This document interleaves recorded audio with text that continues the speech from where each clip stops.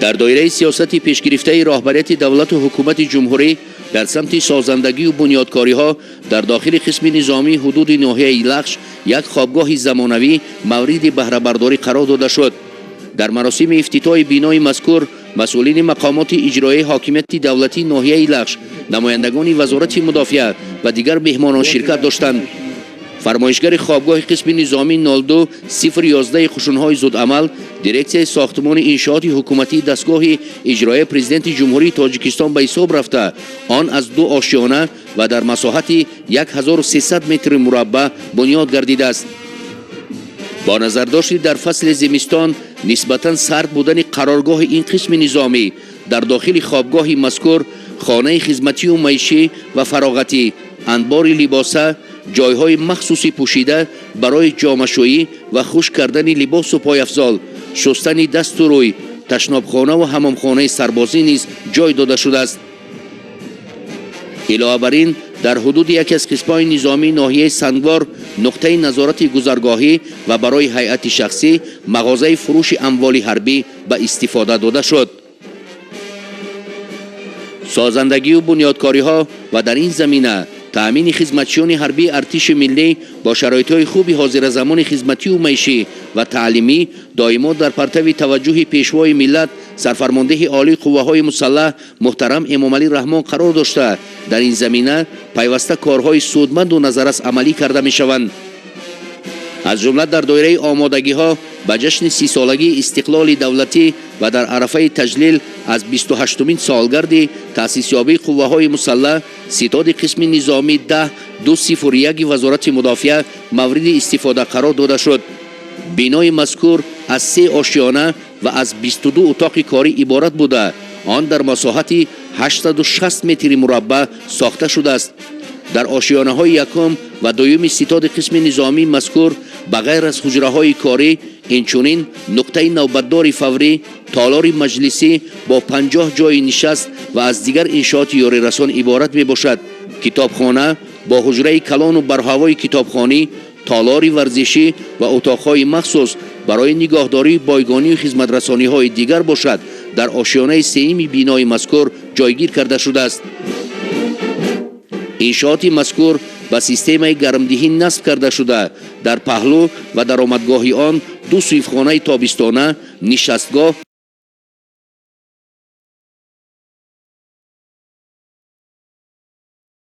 یک فواره ساخته به استفاده داده شده است.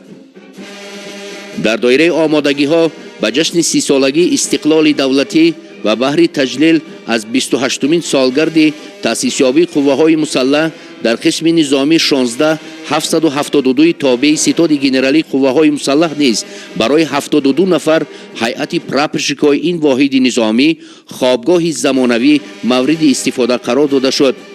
انشاءات مذکور از یک آشیانه و در مساحت 480 متر مربع بنیاد گردیده، آن با سیستم گرمدهی پیوست می باشد.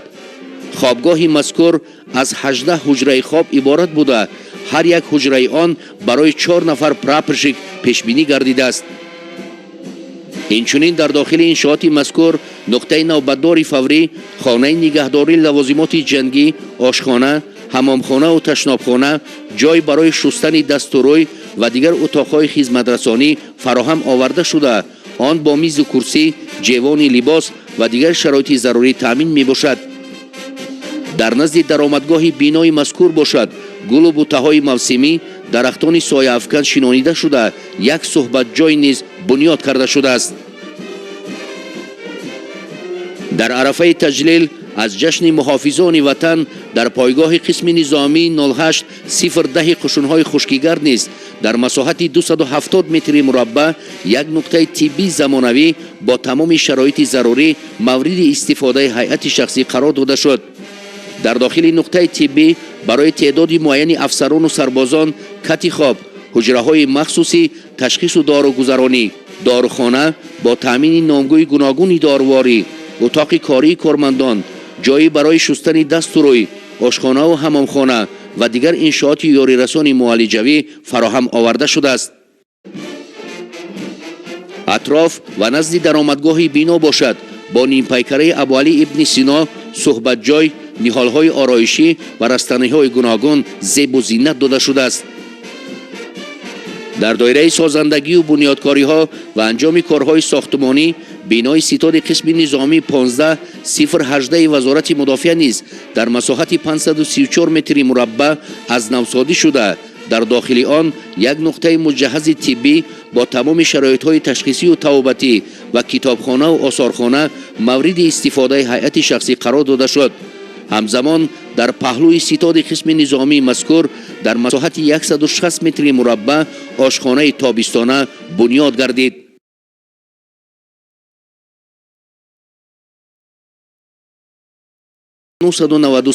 در تابعیت وزارت مدافع مملکت شفاخانه مرکزی حربی عمل می‌کند که در آن تمام شرایط‌های معالجوی برای خدمتچیان حربی مهیا میباشد.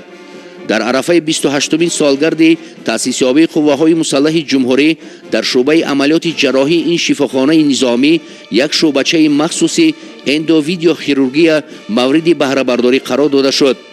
شعبچه مذکور از مجموعه دستگاه و تجهیزات‌های معاصر برای دایر نمودن عملیات‌های مخصوصی جراحی نگرانیده شده. چنین تکنولوژی حاضر زمان عین حال در جامعه معاصر و در ساحه طب جهانی وسیع استفاده می‌شود. بهر سزاوار استقبال گرفتن جشن 30 سالگی استقلال دولتی و در عرفه 28مین سالگرد تأسیس یابی قوه‌های مسلح جمهوری در پایگاه قسم نظامی 07035 قوه‌های حربی هوایی و مدافع ضد هوایی مملکت نیز یک آشخانه برهوای زمانوی برای 200 نفر جای نشست در یک وقت مورد بهره برداری قرار گرفت. در داخل آشخانه همزمان اتاقهای خوراک تیار کنی، ظرفشویی، نان تقسیم کنی، انبار برای نگهداری محصولات آذوقه‌واری و دیگر انشاءات یاری رسان خدمت رسانی فراهم آورده شده است. در قسم نظامی 01-123 گرنیزان خاروق نیز در عرفه تجلیل از 28مین سالگرد تأسیس یابی قوه‌های مسلح یک نقطه نظارت تکنیکی که از جای خواب و اتاق کاری هیئت شخصی و حجره نوبتدار نقطه نظارت تکنیکی عبارت است مورد استفاده بری قرار داده شد.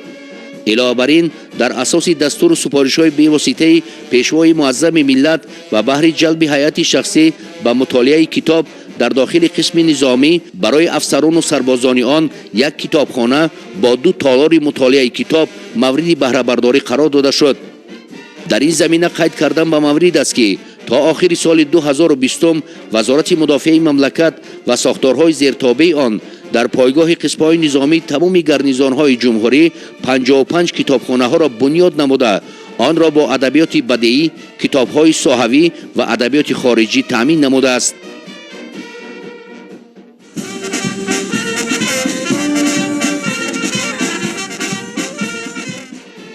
با مقصد رواج و رونق ورزش در بین خدمتچیان حربی سطح و زینه‌های گوناگون در عرفه جشن محافظان وطن در داخل قسم نظامی 02-615 تابع ستاد گنرالی قوه‌های مسلح یک تالار مجهز ورزشی مورد بهره برداری هیئت شخصی قرار داده شد.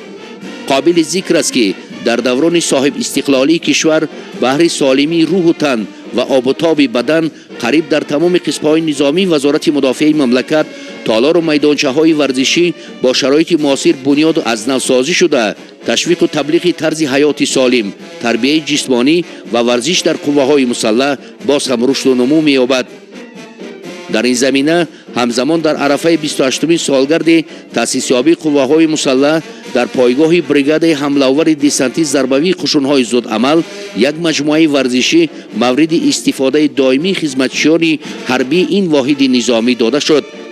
در واقع هیئت‌های راهبری و فرماندهی وزارت مدافع مملکت بهر در سطح بلند استقبال گرفتن استقلال کشور شعاری را تحت عنوان جشن 30 سالگی استقلال دولتی جمهوری تاجیکستان را با نیروی تازه، آماده باشی بلند جنگی و انتظام نمونوی استقبال می‌گیریم قبول نموده عزم دارند که تا روز تجلیل از این سنه مهم تاریخی طبق نقشه چاره‌بینی‌های تعریضی گردیده کارهای زیادی را به سامان رسانند.